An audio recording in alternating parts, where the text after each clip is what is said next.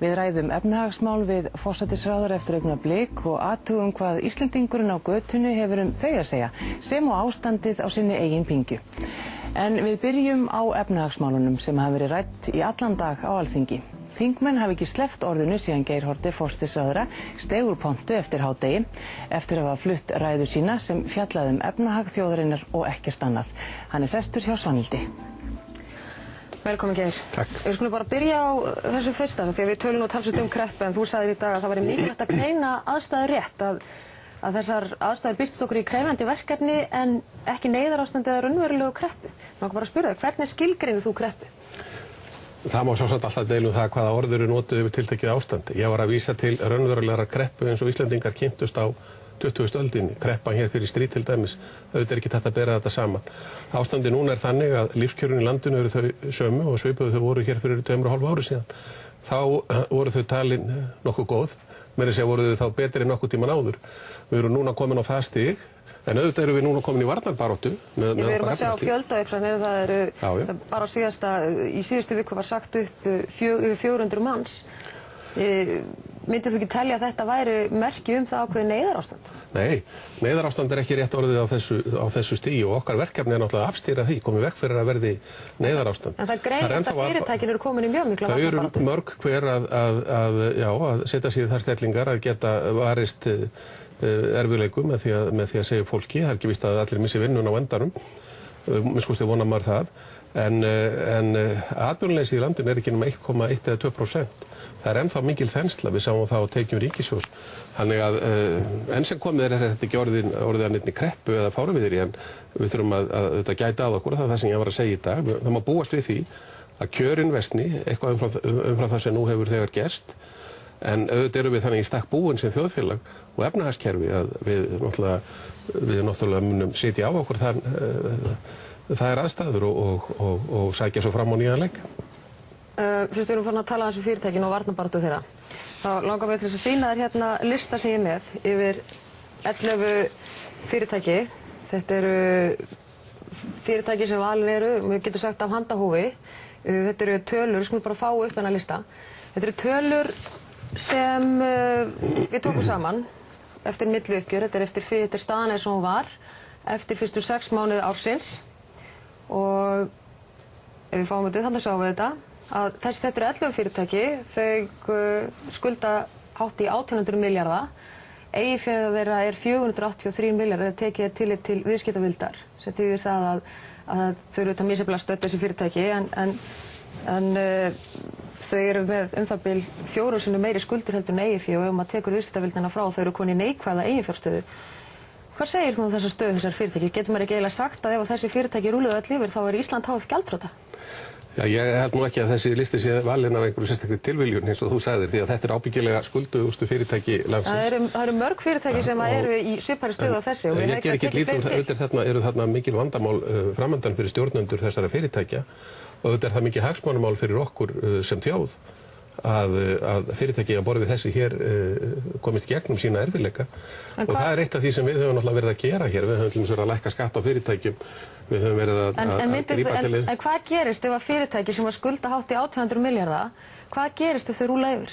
Það er þarna fyrirtæki sem eru komið með eiginfjárstöðu sinna niður í 1 á móti 75. Ég held að það sé afar fjarlægur möguleiki að þessi fyrirtæki fara öll á hausinn samtímis, ég vil nú ekki gera því skóna. En svo skulda þeir náttúrulega íslensku bönkum heilmikið, þannig að það gæti komið upp á ákveðin pattstaða. Auðvitað hanga hlutirnir saman og bankarnir hafa lánað íslenskum fyrirtækjum mikið, margt af þessu er eflaust líka erlend lán. En auðvitað felst alltaf áhætti í því að lána í atvinnurekstur, það vita bankarnir auðvitað manna best.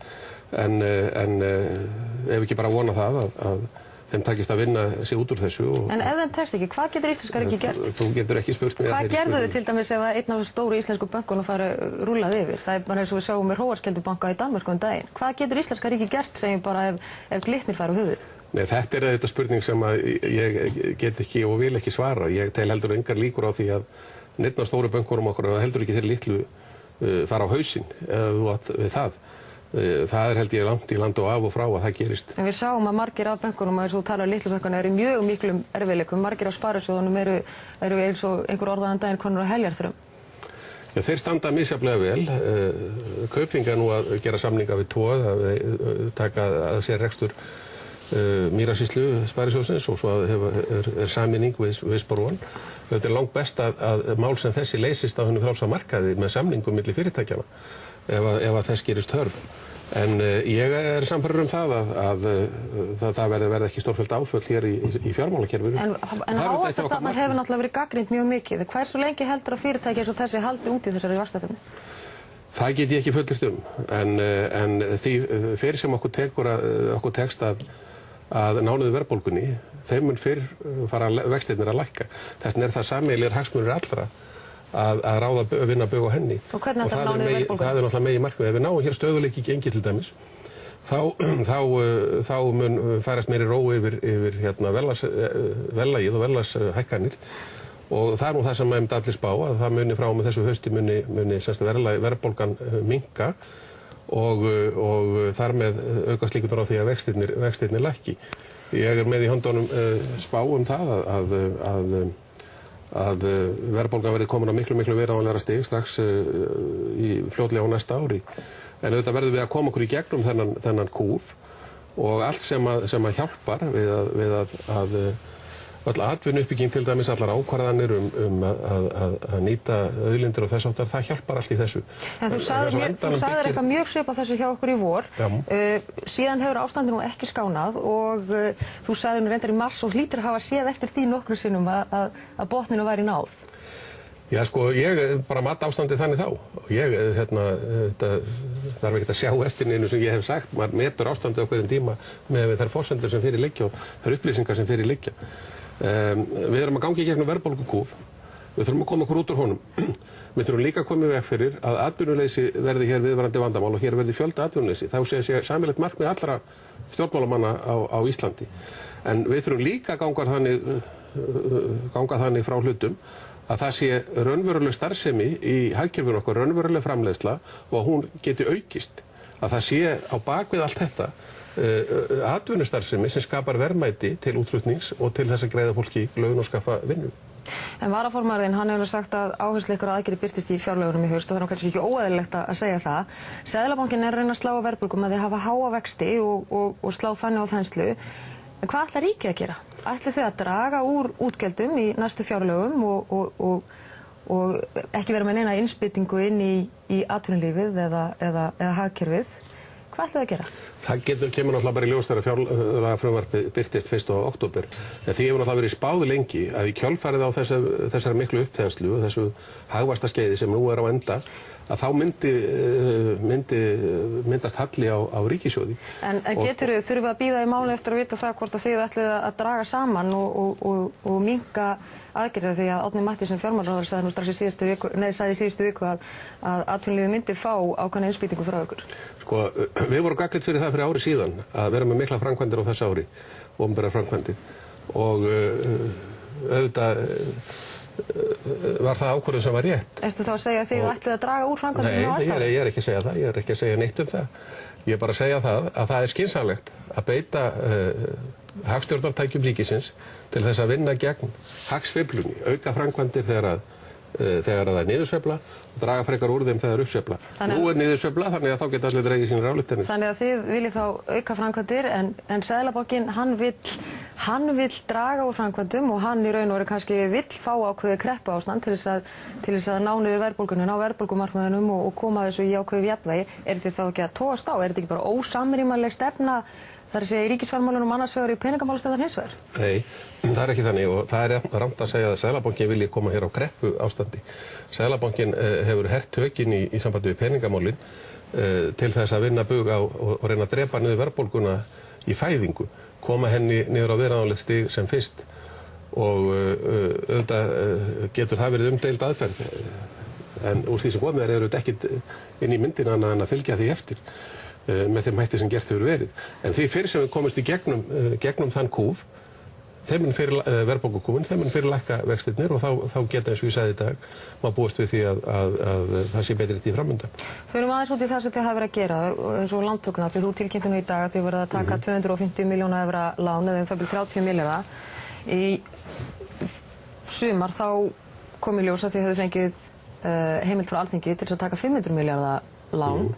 Hvers vegna taka 30 milljarða þegar þú hefur heimild upp á 500 og ert búin að kannski gíra upp væntingar með þessari heimild áður? Allir sem að kynntu sér það mál, frumvarpið og það sem sagt var í kringu það gera sér grein fyrir því að 500 milljarða talan var ytri rammi fyrir lántökur bæði innanlands og utan.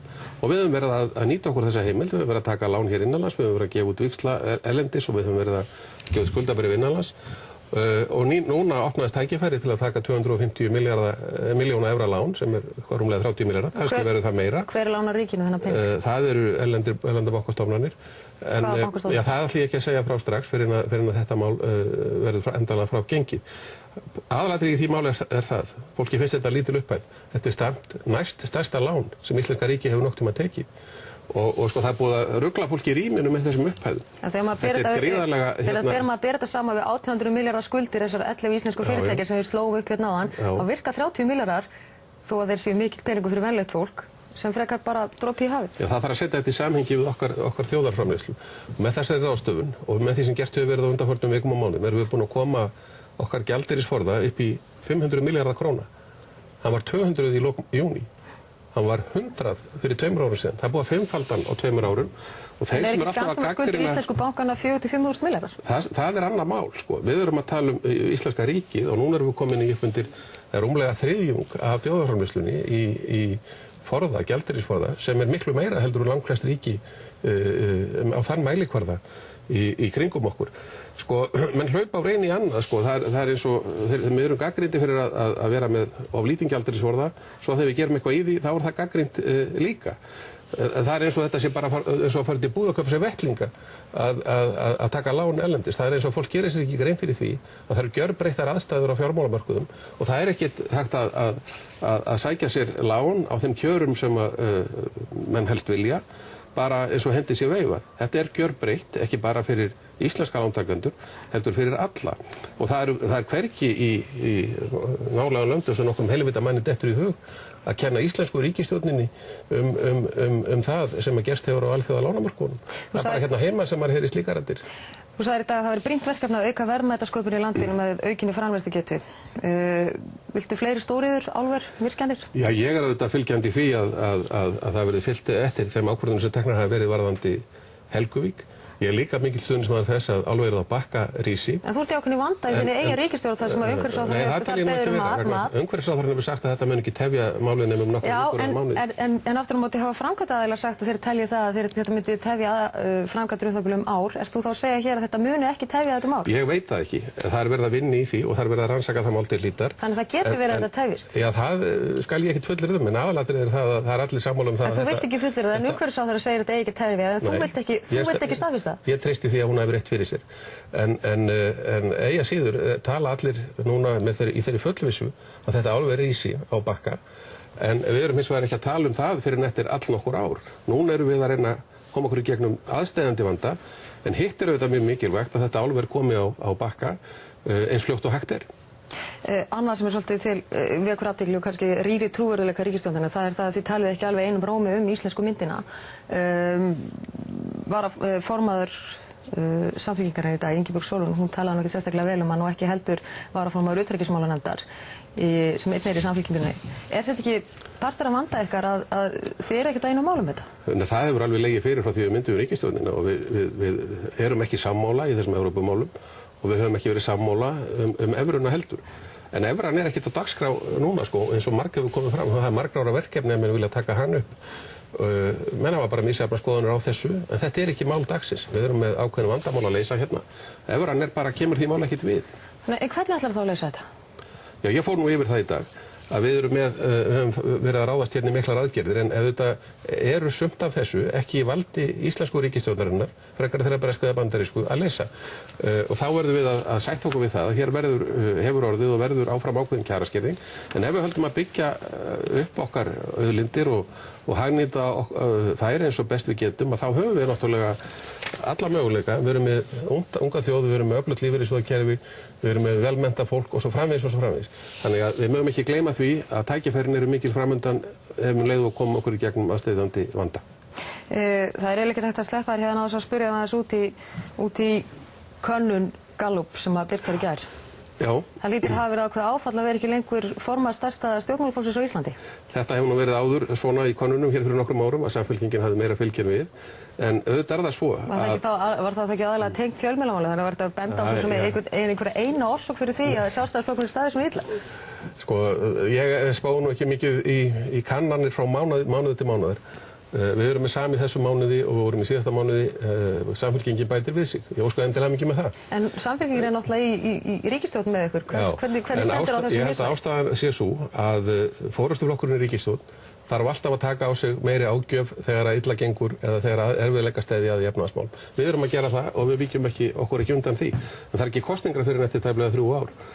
Svo held ég reyndar líka að Samfylkingin njóti góðs af því að hún hefur elt sig mjög í Reykjavík, hefur mikið fylgi þar að þér virðist út af borgarmálum og það hjálpar þeim í þessari könnun. Má þá samanskapið segja að Sjálfstæðisflokkurinn í Reykjavík hafi eyðilagt fyrir Sjálfstæðisflokknum á landsvísu? Nei, hann er nú að sækja sér veðri núna eins og þið sjáuð. En hefur átt undir högg að sækja? Já, hann átti mjög undir högg að sækja og það hafði örugglega einhver áhrif á okkar landsfylgi, það er ekkert úr því að draga. En nú held ég að leiðin sé bara upp á við hjá þeim í Reykjavíkurborg og við við munum spjara okkur á þessu kjörtímabili flokkurinn á landsvísu en við ætlum ekki að láta kannanir hafa áhrif á okkar störf eða hlaupast undan ábyrgð vegna þess að við dölum í könnunum. Má ég benda þér á það að 1992 þá vorum við að ganga hérna gegnum heilmiklar efnahagsþrengingar undir forystu ríkisstjórn sem var undir okkar forystu. Þá var flokkurinn komin á með minni 25, 4-5 eða 6% fylgi. Mér segja gamla alþýðubandalagið var þá staðinn við og Framsóknarflokkurinn. Þannig að menn get ekki farið á taugum út af því. Það er mér aldrei dottið í hug að gera. En heldur að það sé kannski líka óheppilegt þegar allt í einu sprettur upp mikil umræða það að einn ráðherra í ríkisstjórninni hafi farið í laxveiðiferð í boði Baugs og það er talað mikinn ferðakostnað annars ráðherra til Kína og svo er farið að ræða það að fjármálaráðherra vilja ekki gefa upp hvað hann eigi í einu sparisjóðanna. Þetta er allt saman mjög ósanngjarnt. Ég meina, heilbrigðisráðherrann gerði upp þessa laxveiðiferð sína. Hann hefur ekki viljað sýna neina bankafærslu upp á það. Það þarf hann þess. Geta menn ekki bara trúa því að hann hafi borgað þetta? Væri ekki þægilegast fyrir hann að bara framvísa þessu? Já, sko, það er einhver mörk, sko. Ég meina, maðurinn borgaði þetta og ég trúi því. Og varðandi Kínaferð íþróttamálaráðherrans, menntamálaráðherrans, þá fannst mér hún sjálfsögð. Þetta var einstæður viðburður í íslenskri íþróttasögu og mér finnst ansi langt seilst að hvernig menn hafa verið eltast við það og reyna að koma höggi á Þorgerði Katrínu vegna þess. Það kostaði samt jafn mikið fyrir hann og hennar fólk að fara eins og all íslenska landslið. Já, ég hef ekki skoðað þær tölur, en hvað hefðu við sagt ef við höfum unnið gullið og hún hefði ekki verið þarna? Hefðu menn ekki verið óskaplega ánægðir með það þá? Sko, auðvitað er allt svona orkar tvímælist á gert er. En ég tel að hún hafi staðið sig frábærlega vel að fara þetta, leggja á sig þessa erfiðu ferð í nokkra daga til þess að sýna íslensku íþróttamönnunum heiður og sóma. Kærar þakkir fyrir komuna, Geir. Sömuleiðis.